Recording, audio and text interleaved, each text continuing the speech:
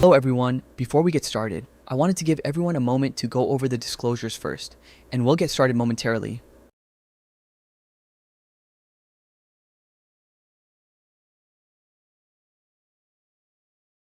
Welcome to this video everyone. The company that we are going to cover today is called IQE PLC. It has a ticker IQEPI and IQEPF on US OTC markets and IQE on London's AIM. This is a Cardiff-based company. If you are not sure where Cardiff is, it's a beautiful town in UK. IQE is a compound semiconductor materials company that sits at the absolute foundation of some of the most important technology megatrends of this decade, and most analysts still don't cover it. Okay, so what do they make or what sectors do they participate in? I'm going to spend about a minute or so to cover this information on this slide. IQE's business is epitaxy, a highly specialized crystal growth process used to manufacture compound semiconductor wafers.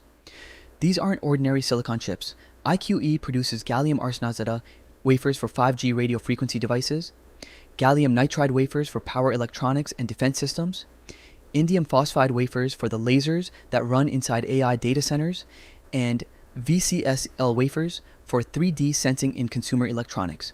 In every case, IQE supplies the substrate, the foundational material, before any chip can be made. It's as simple, no wafer, no chip. This is where it becomes interesting. Why we think the company has moat. The moat is exceptionally deep. IQE has accumulated over 30 years of proprietary process know-how and patents that simply cannot be replicated quickly. Getting qualified as a wafer supplier to a Tier 1 chip customer takes 18 to 36 months of intensive testing. Once you're in, the customer specs your material into their chip design.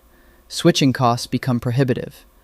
IQE is also the only independent, globally scaled epitaxy wafer manufacturer in the world, with operations spanning the UK, US, and Taiwan simultaneously. No single competitor can match that breadth.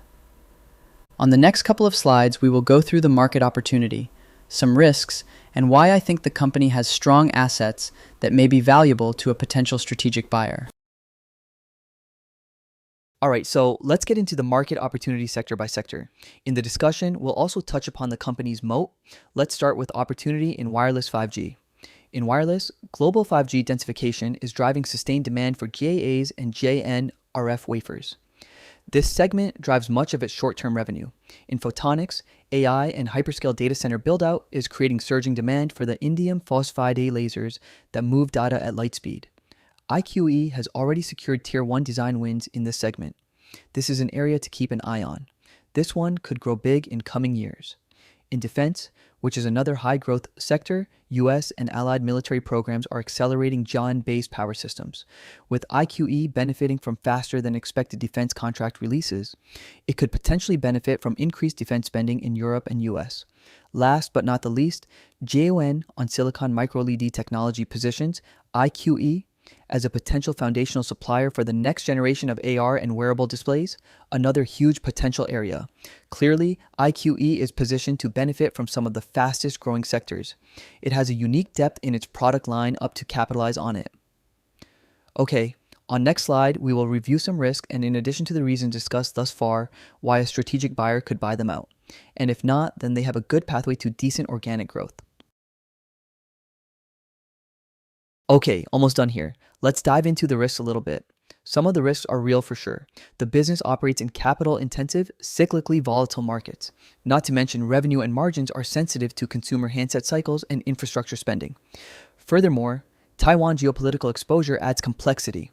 That all said, strategically, IQE still seems uniquely difficult to replicate, which is precisely why the board has engaged Lazard to run a full strategic review, including a potential full company sale. If I were to guess some strategic buyers, those could be Coherent, Lumentum, Qorvo, STMicro, and Broadcom. They all have clear rationale to acquire IQE's platform. Bottom line, at its core, IQE is a picks and shovels play in the compound semiconductor age, providing the irreplaceable raw material for 5G, AI, defense, and next-generation displays. The technology platform is world-class. The question is, who ends up owning it, if at all? And if they stay independent, I think they can continue to grow the business on their own. Hope you enjoyed the video. Thank you for watching, and don't forget to subscribe to the channel. See you on next one. Ciao.